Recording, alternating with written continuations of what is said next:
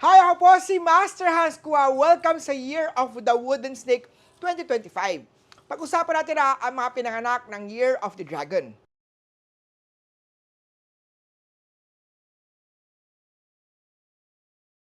Usapang pag-ibig o love life muna sa mga Year of the Dragon, ang iyong alindog o ang iyong karisma ay lagi nakaka-attract ng admirers, crushes man or tukso man. Kailangan lang act accordingly. Huwag masyadong malandi. Lalo na kung ikaw po ay nasa committed na or married relationship na o may partner na.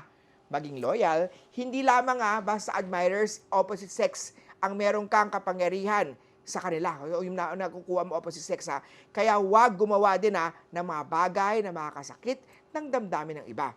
Huwag paglaruan ang emosyon ng ibang tao. Tandaan na karma is real. Kung ikaw naman ay papasok sa relasyon, pag-usapan at liwanagin ng maigi ang iyong mga nais o mga gustong mangyari. Dapat malinaw ang understanding niyong mag-board partner. Kung hindi mo siseryosohin ang isang tao, huwag mong ibitin sa eriyan. Maraming mga dragons ang pipiliin ang success at recognition sa taong ito. Which means a serious relationship ay hindi priority nila ngayong taon. Minsan kasi, baka ito pa ang maging pabigat sa kanilang mga goals. Hindi ito ibig sabihin na maging celibate o maging solitaire ka lang o solitary ka lang sa iyong buhay. May pagrelasyon din sa iba, sa pag-play around, pero hindi sa subject ng kasalan. May pag-play around, hindi sa relationship, hindi sa pag-ibig, kung hindi play around, sa pag-enjoy ng buhay. Pagpapamilya or serious or committed naman, ang kailangan ng pag-aantay sa mga relationship. Kung nagpapamilya na o mga serious commitment na gusto nila, this year ay pag-isipan maigi.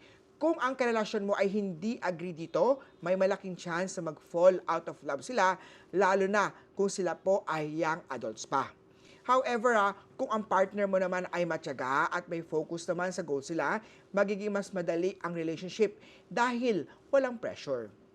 Posible naman ang mga babaeng dragon na malapit nang mawala sa edad ng kalendaryo ay mag-decide na lang na maging single parenthood o mag-common law spouse. However, make sure mo na ready ang mga plans mo bago iwan kung kani-kanino ang iyong baby, lalo na kapag ikaw ay busy sa trabaho. Usapang kalusugan naman dahil maraming nais na matupad o matrabaho matapos ang mga Year of the Dragon ngayong taon na to, nangangahulugan din yan na todo ang kayod, todo ang hands-on, todo ang pagpupuyat at nakakalimutan niya mag-break. Importante also na magsuot ng mga lucky charm, bilhin niya sa tindahan ni Master Hans Kua para makaiwas sa mga illness star. Dahil dito susceptible din sila sa mga low immunity, mga stress at pagod at mga unhealthy sleeping patterns, which can lead sa depression, sa low energy at poor nutrition.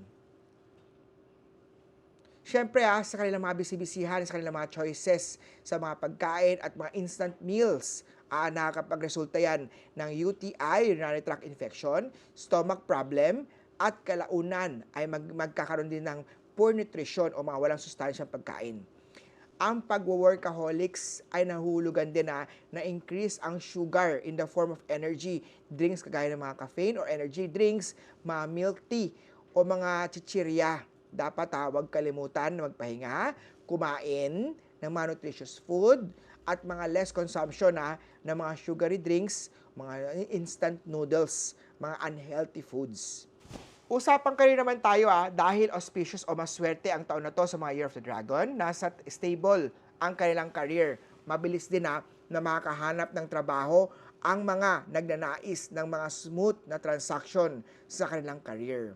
Yun lang dapat may extra effort sila upang makamit nila ang mga hinahangad na promotion or career. Maging hands-on sa career. Magsuot ng mga Lucky Charm bracelet at maglagay ng mga Lucky Charms, dragon at snake sa inyong office table para recognition at power at wealth star activated.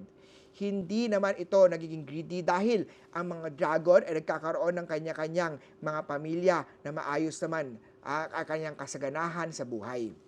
Marami din ang mga dragon ngayon taon na to na mag-abroad o magbabalak na mag-work professionally sa malayong lugar or mga mag-aaral pa more ng kanilang degree para sa ikaaangat ng kanilang level sa trabaho. Iba din na ikakakagat sa mga lower level na trabaho dahil sa dollar na kikitain nila sa ibang bansa. As long as masaya sila sa kanilang mga desisyon sa buhay, okay lang yan. Pero may mga magsisisi din po kapag nasa malayong lugar na dahil ma-homesick sila. Good thing na rin na ang mga dragon ay maibilidad na will find ways para makahanap na iba pang trabaho na naangkop sa kanilang mga kakayahan, skills, mga passion o mga hilig. Usapang wealth or money naman tayo. Ang mga dragon ay hindi basta magsisiksik sa kanilang mga comfort zone, maganda ang cash flow nila ngayong taon na to. In fact, may tidal wave of cash flow, lalo na kapag may mga bagong project sa mga Year of the Dragon. Ang White Star ay nagdadala ng tagumpay sa Year of the Dragon ngayong taon na to. Life transforming ito para sa karamihan ng mga dragon individuals. Kaya dapat maging wais tayo at umpisahan na ang magplano. Lalo na pag may plano kang bumili ng bahay, magpatayo ng negosyo o magpaaral ng anak. Huwag basta waldasin o gastusin ang mga pera sa mga reward sa sarili.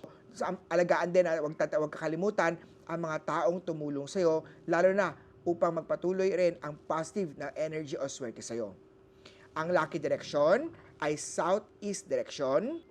Mainam na magpa-feng shui kay Master Hans Kua para malaman natin ang lucky direction mo. Ang lucky time ay 8 a.m. Ang lucky colors naman ay brown, yellow, green, at orange. Ang lucky number naman ay number 8. Ang feng shui advice Master Hans Kua sa mga Year of Dragon ang iyong positive mindset ay tutulong sa iyo na magampanan mo ang mga hamon sa buhay. Isama na dyan ang mga good luck energy mga star sa iyo. Ang 2025 ay hindi lang taon para dumagdag sa iyong buhay, sa edad mo. Kung hindi, itong taon din ito ay para ikaw po ay umangat sa iyong buhay. Importante na magpa-cleansing, magpa-feng shui, bumili ng Lucky Charm sa iyong bahay at sa iyong personal. Personal na bisitahin si Master Hans Kua dito po sa Lucky Charm Store ko po sa Cityland Shaw Tower, Shaw Boulevard, Mandaluyong City. Monday to Saturday, 11 umaga hanggang 5 p.m. po ang Lucky Charm Store hours ko. Meron po ako mga legit na mga Facebook page. Make sure niya po na kay Master Hans Kua kayo bumibili. Magpa-schedule na ng astrology reading with Master Hans Kua. O paano? Kita-kita tayo sa next feng shui video with Master Hans Kua. Have a great day and wishing everyone a prosperous Year of the Wooden Snake. Please like, share, and comment this video.